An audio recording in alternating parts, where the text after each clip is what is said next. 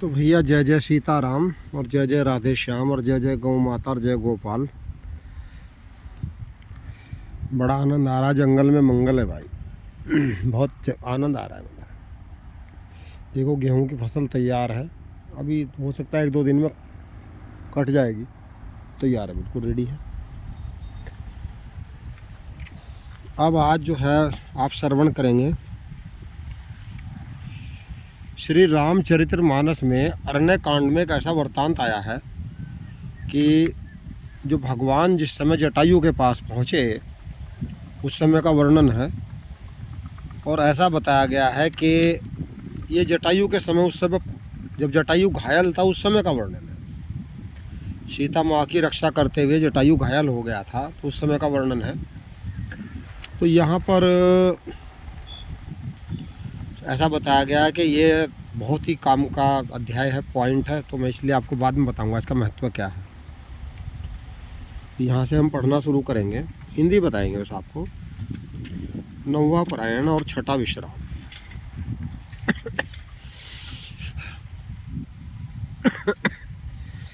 जिस प्रकार कपट मृग के साथ श्री रामचंद्र जी दौड़ कर गए थे,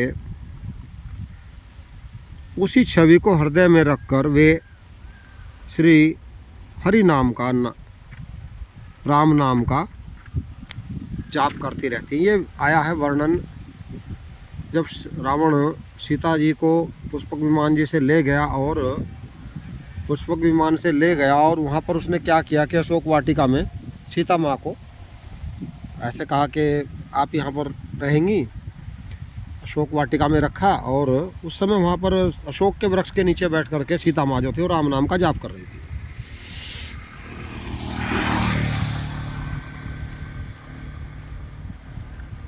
इधर श्री रघुनाथ जी ने छोटे भाई लक्ष्मण जी को आते देखकर ब्रह्म रूप में बहुत ब्राहा रूप में बहुत चिंता की और कहा, हे भाई, तुमने जानकी जी को अकेले छोड़ दिया और मेरी आज्ञा का उल्लंघन करके यहाँ चले आए। राक्षसों के झुंड वन में फिरते रहते हैं। मेरे मन में ऐसा आता है कि सीता आश्रम में नहीं है। छोटे भाई लक्ष्मण ने श्री रामचंद्र जी से कहा, श्री रामचंद्र जी के चरण कमलों में को पकड़कर हाथ जोड़कर कहा, हे नाथ, मेरा कुछ भी दोष नहीं है, मेरी कोई गलती नहीं है। तो लक्ष्मण सहित प्रभु श्री रामचंद्र जी वहाँ आए। यहाँ पर आश्रम था गोदावरी के तट पर। आश्रम को जानकी जी से रहित देखकर श्री रामचंद्र जी साधारण मनुष्यों की भांति व्याकुल और दीन दुखी हो गए। वे विलाप करने लगे, हाँ गुणों की खान जानकी, हाँ रूप शील व्रत और नियमों में पवित्र सीते। लक्ष्मण जी ने बहुत प्रकार से समझाया। तब श्री रामचंद्र जी लताओं और वृक्षों से पूछते हुए चले, हे पक्षियों, हे पशुओं, हे भौरों की पंक्तियों, तुमने कहीं मृगनयनी सीता को देखा है?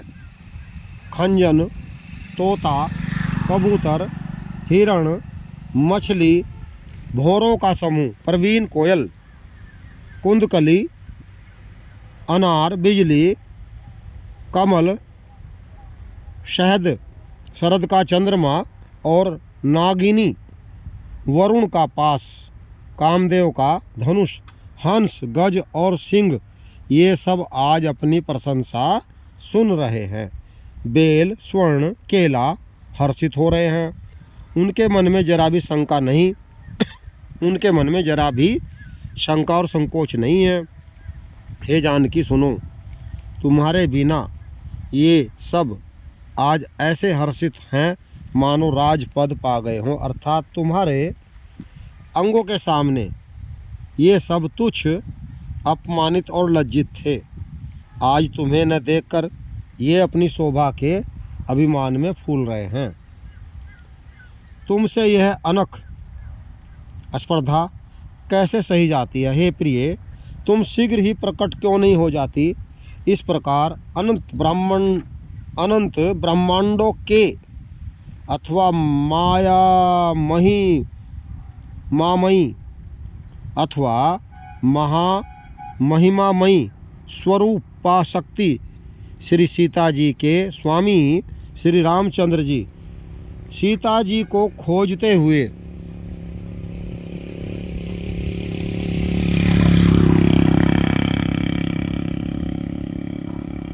इस प्रकार विलाप करते हैं मानो कोई महाविरही और अत्यंत कामी पुरुष हो। पूर्ण काम, आनंद की राशि, अजन्मा और अविनाशी श्री राम जी मनुष्यों के से चरित्र कर रहे हैं तथा कर रहे हैं। आगे जाने पर उन्होंने गृध्र पति जटायु को पड़ा देखा। वह श्री रामचंद्र जी के चरणों का स्मरण कर रहा था, जिनमें ध्वजा, कुलिस आदि रेखाएं चिन्ह हैं।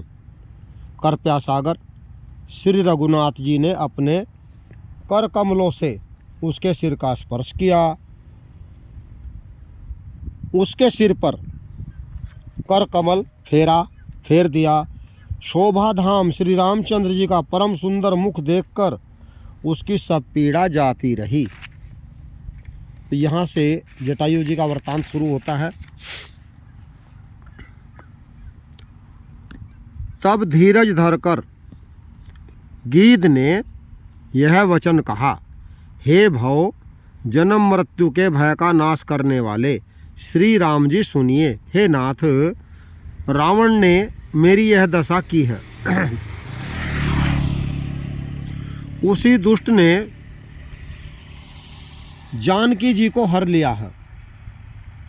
हे गोसाई, वह उन्हें लेकर दक्षिण दिशा को गया है। सीता जी कुर्री, एक पक्षी होता है कुर्ज, कुर्री की तरह अत्यंत विलाप कर रही थी। हे प्रभु, मैंने आपके दर्शनों के लिए ही प्राण रोक रखे थे। हे कृपया निधान, अब वे चलना ही चाहते हैं। तो यहाँ पर जो है जटायु जी ने भगवान राम से कहा कि प्राण अब चलना चाहते हैं। श्री रामचंद्र जी ने कहा, हे तात, शरीर को बनाए रखिए। तब उसने मुस्कुराते हुए मुंह से यह बात कही, मरते समय जिनका नाम मुख में आ जाने से अधम महान पापी भी मुक्त हो जाता है, ऐसा वेद गाते हैं। वही आप मेरे नेत्रों के विषय होकर सामने खड़े हैं। हे नाथ, अब मैं किस कमी की पूर्ति के लिए देह रखूं। नेत्रों में जल भरकर श्री रघुनाथ जी के कहने नेत्रों में जल भरकर श्री रघुनाथ जी से कहने लगे, हे तात, नेत्रों में जल भरकर श्री रघुनाथ जी कहने लगे, हे तात, आपने अपने श्रेष्ठ कर्मों से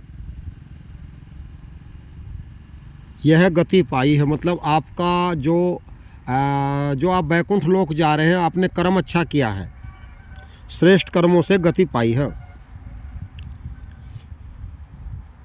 तो यहाँ भगवान कहते हैं कि परहित बस जिनके मन माही, तिन कहूँ जग कछु दुर्लभ नाही। यहाँ पर ऐसा बताया गया है कि जिसके मन में दूसरे का फ़ायदा बचता है, भगवान उसे सब चीज़ देते हैं, उसका संसार में हमेशा कल्याण होता है।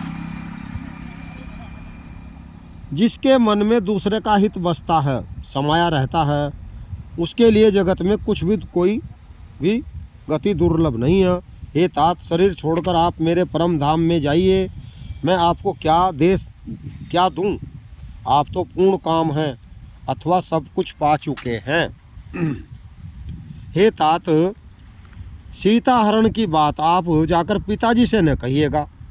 यदि मैं राम हूँ तो 10 मुख रावण कुटुंब सहित वहाँ आकर स्वयं ही कहेगा कि भाई हमसे गलती हो गई थी जो हमने सीता जी का अपहरण कर लिया था।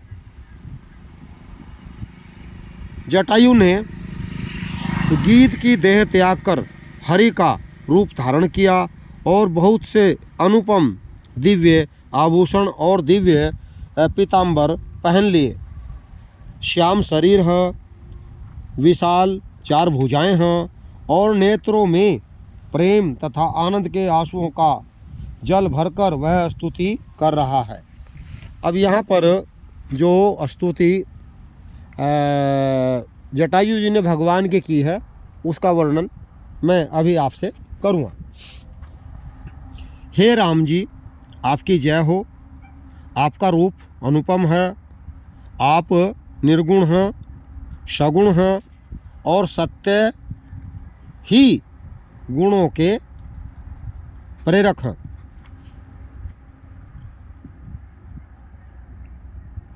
दस सिर वाले रावण की प्रचंड भुजाओं को खंड खंड करने के लिए प्रचंड बाण धारण करने वाले, पृथ्वी को सुशोभित करने वाले, जल युक्त मेघ के समान श्याम शरीर वाले, कमल के समान मुख और लाल कमल के समान विशाल नेत्रों वाले, विशाल भुजाओं वाले और भय से छुड़ाने वाले कृपालु श्री रामचंद्र जी, मैं नित्य नमस्कार करता हूँ।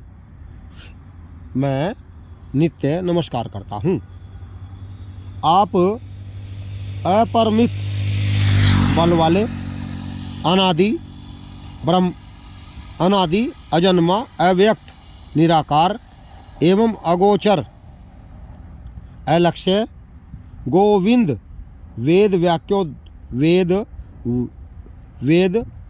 वाक्यों द्वारा जानने योग्य, इंद्रियों से अतीत, जन्म मरण सुख दुख हर्ष शोक आदि द्वंद्वों को हरने वाले, विज्ञान की घन मूर्ति और पृथ्वी के आधार हैं तथा जो संत राम मंत्र को जपते हैं उस अत्यंत सेवकों के मन को आनंद देने वाले, उन निष्काम जनों के प्रेमी अथवा उन्हें प्रिय तथा काम आदि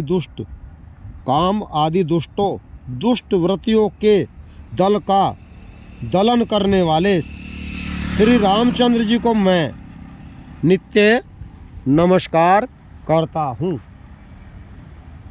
जिनकी श्रुतियाँ निरंजन, माया से परे, ब्रह्म व्यापक, निर्विकार और जन्म रहित कहकर गान करती हैं।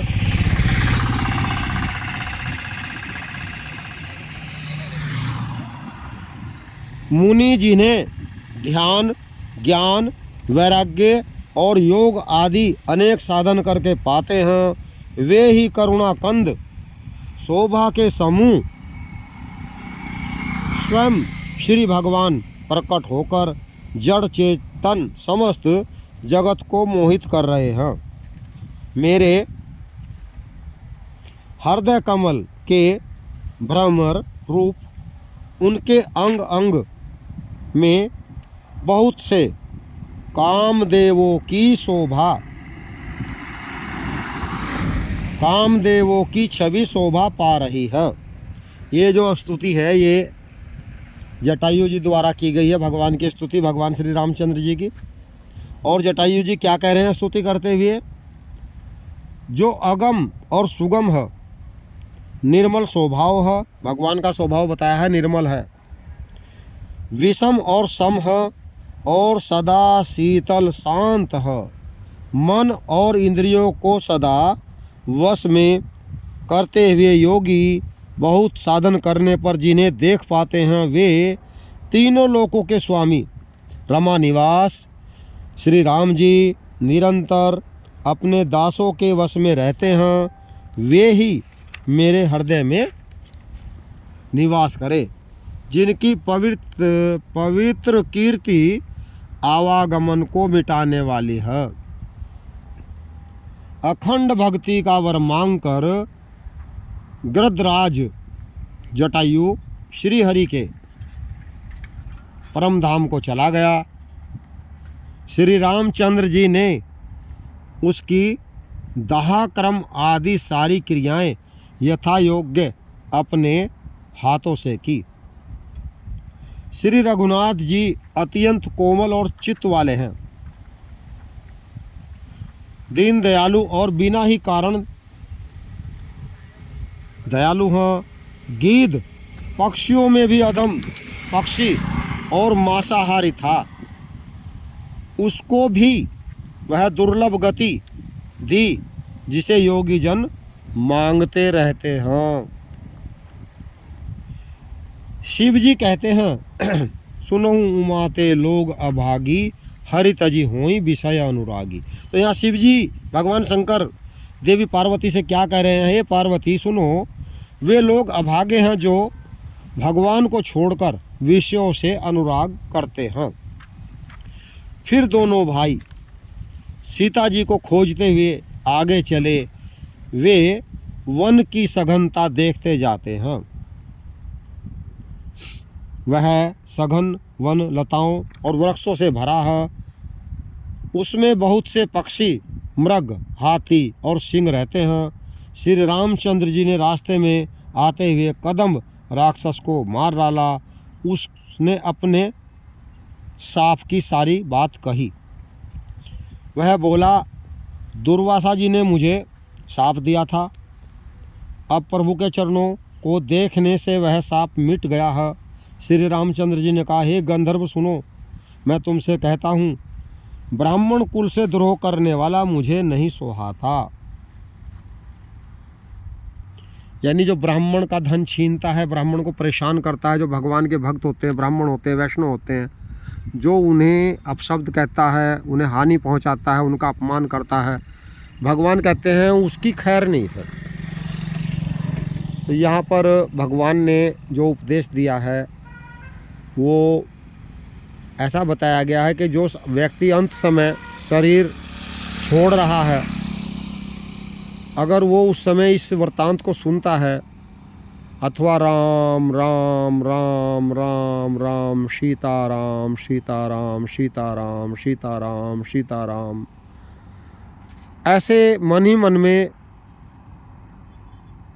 अब जाप करता है तो उसे परम गति प्राप्त होती है। अगर कहीं ऐसा है कि वो व्यक्ति राम नाम का जाप भी नहीं कर पा रहा है, अपनी सुध में नहीं है, तो किसी वाद्य यंत्र से, किसी मोबाइल से अथवा किसी भी वस्तु जो इलेक्ट्रॉनिक सिस्टम है उससे उसके पास, उसके नज़दीक राम नाम की ध्वनि, श्री राम जय जय राम, सीताराम सीताराम सीताराम सीताराम सीताराम सीताराम सीताराम, बहुत ही मध्यम आवाज़ में, जितनी आवश्यकता हो उतनी आवाज़ में उसके करके उसके पास रख दें, ताकि उसके कान में राम का नाम पड़ता रहे और वो दुर्गति से बच सके और उसकी सदगति हो सके और वो भगवत धाम जा सके। तो अंत समय जब भगवान का नाम कानों में पड़ता है तो जीव का कल्याण होता है। मैंने बहुत सारे लोग देखे हैं कि सोते समय भगवान की कथा, भगवान के नाम का कीर्तन, भगवान के नाम का कोई सरल भाषा में, जैसे मैं अभी आपको बताया, सीताराम सीताराम सीताराम, राम नाम की धुन कुछ ना कुछ लगा करके वो सोते हैं, कान के पास रख के धीरे धीरे कम आवाज़ में सुनते रहते हैं और सोते हैं। तो रात को उन्हें बड़े अच्छे अच्छे सपने आते हैं, मंदिर दिखाई देते हैं, भगवान के दर्शन होते हैं, उन्हें डरावने सपने नहीं आते हैं।